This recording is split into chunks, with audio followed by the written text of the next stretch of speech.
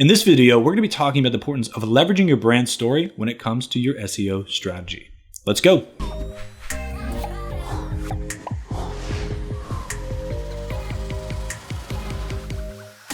So as I said in the opener, we're going to be taking a look at brand story in SEO and why your story plays a central role in driving success, especially when it comes to search today. But before we get into the content, I want to say thanks for checking out this video. If you find it helpful, please hit the subscribe button and don't forget to turn on alerts. That way you will be notified each and every time we create new content on our channel. So let's get into the content. When it comes to digital marketing strategies, this is how a number of businesses look at their marketing. They see different silos and different buckets, and they each have different purposes. So maybe we've got a search engine optimization team and they're just worried about traffic. We've got maybe somebody working on conversions and email marketing. They're reaching out to customers, maybe trying to engage and nurture leads. And then we've got people who, we want to tell our brand story to. So we focus on social media and content marketing. And we've really siloed these, and there's usually not a lot of overlap between these groups. Maybe they know what the other group is doing, maybe they share a little bit of information, but in all reality, they're not really working together in sync. They don't have a common goal, they don't have a common purpose, and as a result, there's a lot of gaps in building a cohesive strategy. So this is how I think marketing should look, where you start at the bottom, where you build this brand story and the identity of who your company is. You know who you are, you know the values that you have and the values that drive your purpose, and you have a vision for that business that's going to help you drive strategy and real results. And then you go to amplify that story, where you have a unified message throughout all channels, from SEO to paid to content to social to email to outbound. Anything that you do, your story is the same. And when you amplify that story, you have cohesiveness through it. So when you touch people at different touch points, they're not interacting with a brand in a different way. And then from here, it allows you to engage. And this is where you can take that step deeper. You have the one-to-many or the one-to-one conversations where your story has kind of flowed from the bottom up through everything else that you've done. You've really optimized your strategy around who you are as a business and the people you're trying to reach and the values that you possess. So how does this play a role when it comes to SEO?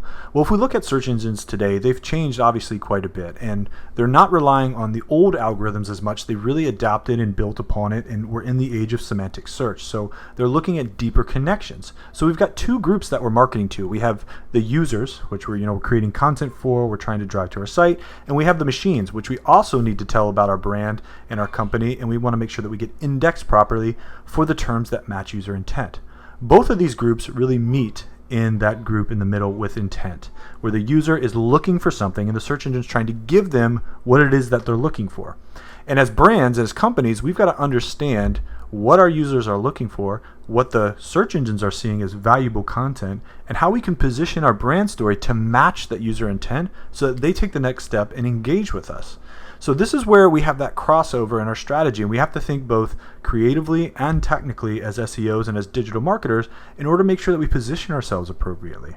So some of the questions we want to ask are, what sets our brand apart? What makes us different than the competition? Why should we even be considered in the first place from both a user standpoint, and then why should Google consider our brand? What makes our brand unique? What makes our brand valuable? What makes us authoritative? What makes us trustworthy? What makes us an expert in the field? We have to really start to think about these things. How do our values drive our story? What are the values that our brands have? Are we rugged? Are we tough? Are we soft? Are we sweet? What are the things that drive our story and make us who we are? What connects us with the needs of our audience? How do we empathize with them? How do we understand their needs and really break that down? And then why would a user actually click on our link in search? And again, these are questions we want to ask from both the perspective of people, the people we're interacting with, and the search engines, because we have to consider both in this. And this is a really important part before you start just optimizing for title tags or optimizing your content, because if you don't understand the intent, you don't understand the role that your business plays in that, and actually how your content itself should map back to the deeper values of your company, you're going to really be missing out on some great opportunities, because the search engines aren't going to have a clear idea of who you are. Users are going to be confused by your messaging. And while you may get some traffic or may get some clicks, you're probably not going to have long-term success because you haven't had this really cohesive message throughout your entire strategy, throughout your entire campaign, and they don't understand your story. When people are confused, they go somewhere else. That's just nature. That's just how we react. So let's look at how this looks within the search results themselves. So if we look at a query like the best tissues for a sore nose, we've got some ads at the top here, but if you look right here in the people also asked, we actually see two brands pop up right away, Which is better, Kleenex or Puffs? Those are two brands that tell two different types of stories. Puffs has got the commercial, nose in need deserves puffs indeed, right? I think about that when I see their branding, and I see their packaging even up here is kind of enticing. They've got this kind of puff. They've got the little girl in the cartoon. Kleenex is a little bit more of a bland here, but really what I'm looking at is this people also ask box. The fact that the search engines already know based on intent that people are going to be thinking of Kleenex and Puffs as two other options. So if I'm in the tissue industry and I'm not Kleenex or Puffs, maybe I can look at this question and say people are asking which is better, Kleenex or Puffs. Maybe this is an opportunity for me to say why Kleenex and Puffs aren't the right choice, but my brand is, and here's why. Here's another query, a little bit different industry. This is computer for remote learning. If we notice, we see a featured snippet here at the top. Now, these are becoming more and more popular within search. We've talked about this quite a bit on our channel. But if you notice right here, we've got a laptop magazine article and the best laptops for remote learning. Here we start to see brands right here. And these different things, we have different feelings about these brands, especially, Mac's got a very strong brand story. We've got Dell, which is a different type of brand story. And some of these actually are talking about remote learning. Some of them aren't, just based on Google pulling those keywords. So if I'm either a computer company or if somebody who's writing about technology for remote learning, I would want to look at how can I structure my content to tell this story as well. Review Geek down here, the best kid-friendly budget computers for remote learning. They went very specific on a niche. And Google's even thinking, okay, I'm looking at computers for remote learning, but maybe people were looking for something that's more associated or more friendly for their children.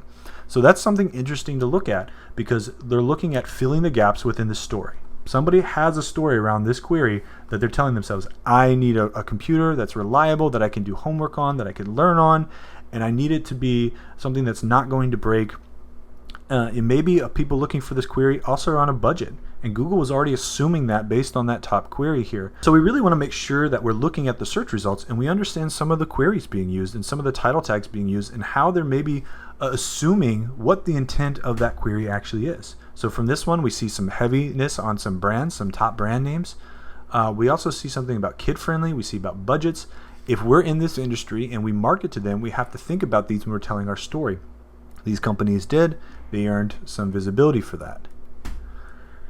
In the last one here, people love their animals. They're always looking for, ways to do fun things with animals. If you ever had a dog and you fed them peanut butter, it can be a really fun experience, especially if you want to do some voiceovers later. But here's a query: what peanut butter is safe for dogs?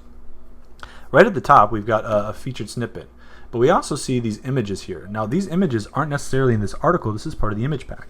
So again, if you're a brand, and maybe you're a peanut butter brand or you're a pet brand, you can actually mark up your images in order to give some brand visibility to your logos, your creatives that you're showing here. So that's one way to look at it. But we can also look at some of the problems and the issues that people are having. And look, they also see brand names here: Kraft Peanut Butter, Skippy Peanut Butter brands. What type of story do you want to tell for somebody looking like this? What kind of peanut butter is safe for dogs? This is a vet company. They're trying to help dog owners. If you're in the same industry, if you're in the same area, you want to look at these queries. You want to understand what your brand story is and what you're trying to achieve. These people, they want to make sure that your animal is healthy. So they want to provide you the information to make sure that your pet is as healthy as it can be, yet they can still have their favorite snack.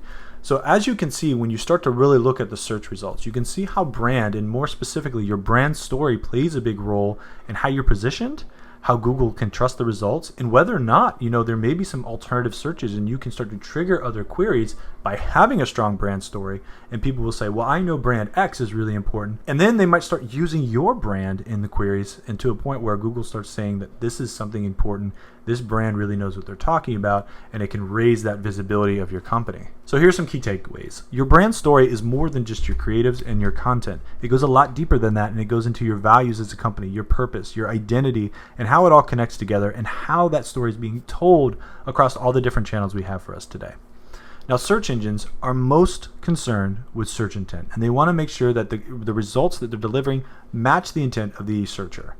Now, search intent should and can be used when you're developing your brand story. When you look at these queries and you understand what people are asking for, you can begin to align the searcher's intent, their needs, with your values and your propositions for them to actually engage with you as a business. And the companies that do this, that clearly articulate their brand story and position themselves as an advocate in these areas will see increased visibility. So don't overlook your brand story. It's not just for the creative department. SEOs should be involved in this, and honestly, I believe in a lot of other aspects of building a site and building a digital strategy, because when we share this information and we collaborate together, we don't just elevate ourselves in search. We also make sure that the story we're telling is amplified correctly through every channel that we have available to us online. So I hope you learned something different today. If you have any questions about what we talked about or you want to add something, please comment below. We'd love to continue that conversation with you. Don't forget to subscribe. We create new content each and every week. And until next time, happy marketing.